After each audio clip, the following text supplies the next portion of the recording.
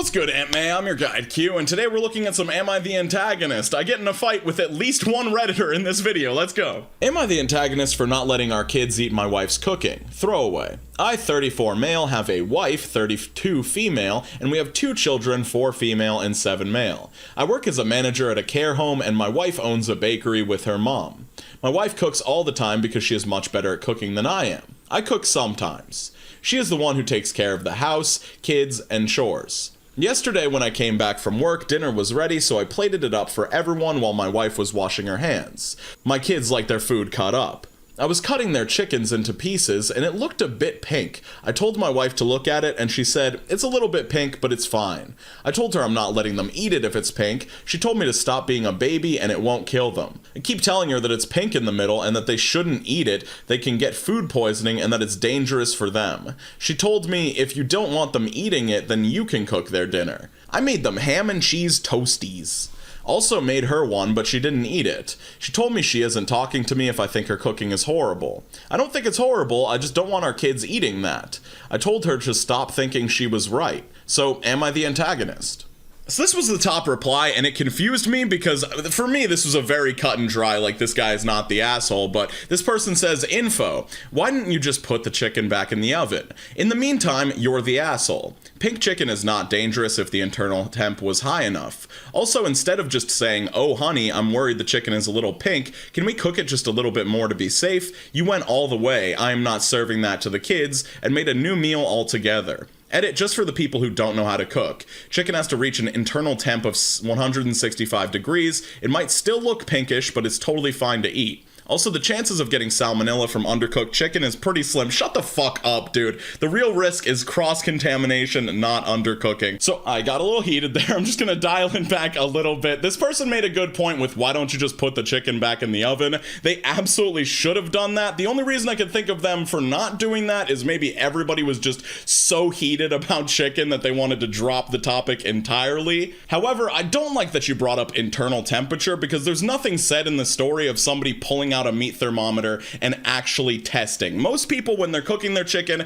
they cook it up, they cut into a piece, they see that there's no pink, and that's how they know that it's good. They're not like whipping out a meat thermometer for every single piece, or just trusting that a little bit of pink will be fine without testing the temperature. That's just insane. Also, this person almost brought me over to their side of the dad overreacting, saying I'm not serving that to the kids, but when I thought about it more, he could be freaking out like this because he's thinking about, hey, if I wasn't there, she would have just served up this pink chicken to the kids, not knowing if the temperature was safe or not, and assuming that it wasn't a big deal, which brings me to the final point of, oh, the chances of getting salmonella from undercooked chicken is pretty slim. There are a lot of chances of things that are pretty slim, but we do the work to eliminate all of the chances of that happening, which is just cooking your chicken thoroughly, you know?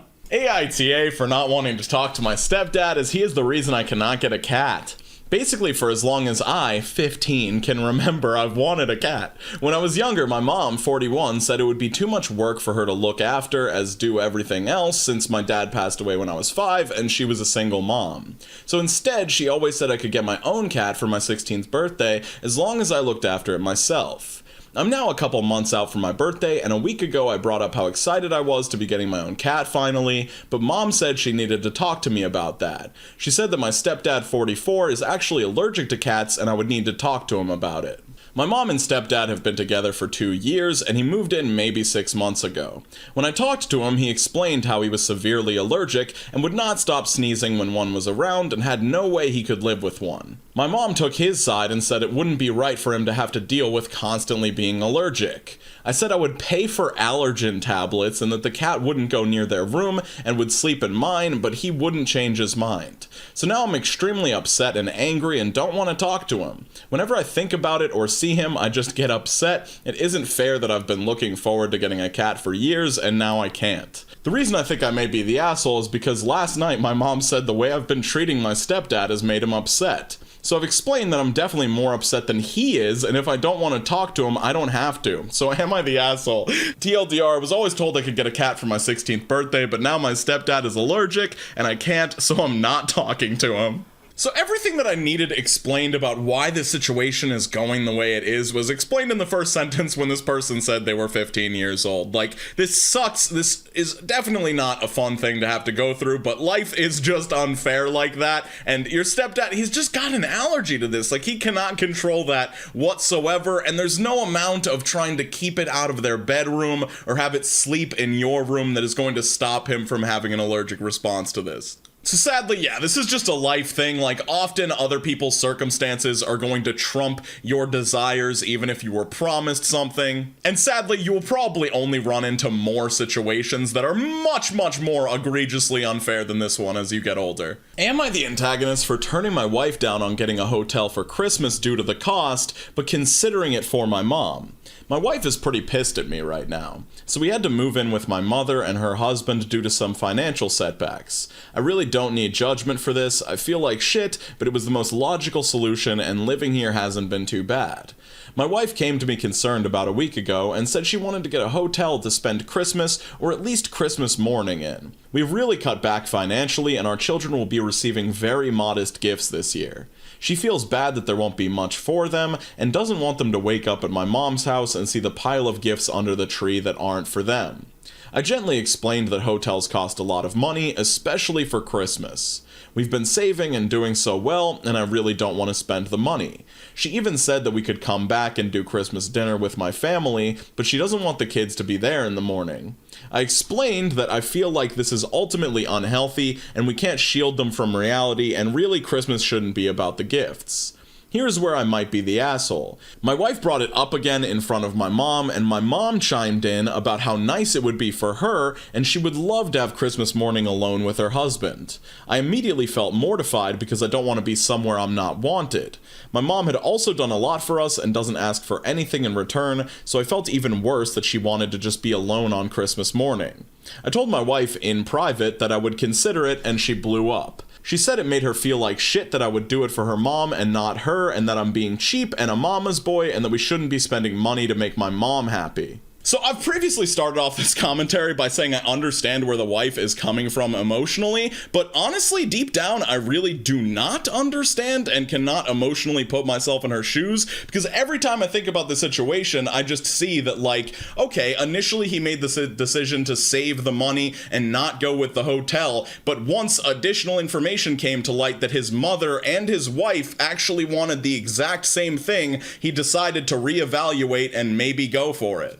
And I can imagine how that could make a person feel like they're playing second fiddle to the mom and you care about your mom's feelings more than mine, but it's not an either or thing in my mind. It's you guys both want the same thing, and now that has kind of stacked the cards towards me maybe wanting to change the decision. Also, I just want to add some transparency and potential bias I bring to the table. I totally get triggered by the phrase mama's boy anytime I read it. Like, I love my mom so much. Top 2 most important people in my life. Like, looks out for me more than any other person on the planet. And I do feel like on these Am I the Assholes and on Reddit in general, I see these mama's boys vilified, which I could understand if there's like an antagonistic relationship between the mother and the wife. But in this case, it just didn't really feel like that. And I feel like as men, as people in general, maybe we should look out for our mother's interests as well, because they're like really fucking important people to us. Alright, am I the antagonist for getting rid of my daughter's dog? I, 39 female, have a daughter who is 16. For her birthday around 3 months ago, all she wanted was a dog. I don't mind pets, but I never really wanted any in my house.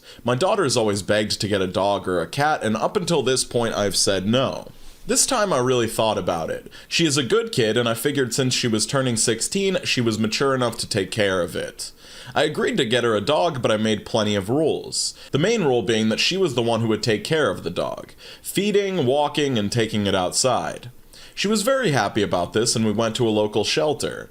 We ended up adopting a small mixed breed dog who is quite friendly and overall well behaved. We all grew attached to the dog. I have a 10-year-old son as well, and he instantly fell in love with him. Everything was going well for a month. Eventually he started peeing outside and pooping in the house. I would text my daughter about this, asking if she took him outside, and she would say she forgot. Since she was at school, I was the one who had to clean up the poo. This happened maybe 4 times. Each time I lectured my daughter about taking care of her dog. I made a point to emphasize that it was her dog and she was responsible for him. There were also quite a few times where my daughter texted me from school saying she forgot to feed the dog and asking me to. On Friday, she went to school as usual. I walked past her room at some point and the door was closed. I heard the dog barking from inside the room. I let him out and texted her what happened. She said he must have been in there and she closed the door without realizing it. The dog was fine. He was only in there for about 3 hours, but I asked her what would have happened if I didn't hear the dog. He would have been in there all day without water or food.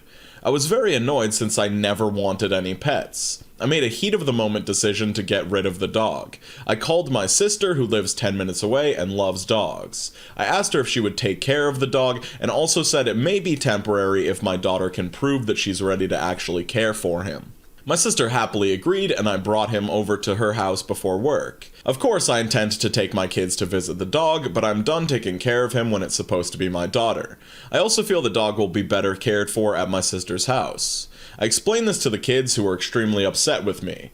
Both of my kids started crying, and my daughter stormed off to her room. All weekend, she has been extra mouthy to me, and my son has been moping around. I feel bad for my son, who is very close to the dog and didn't do anything to deserve him being taken away.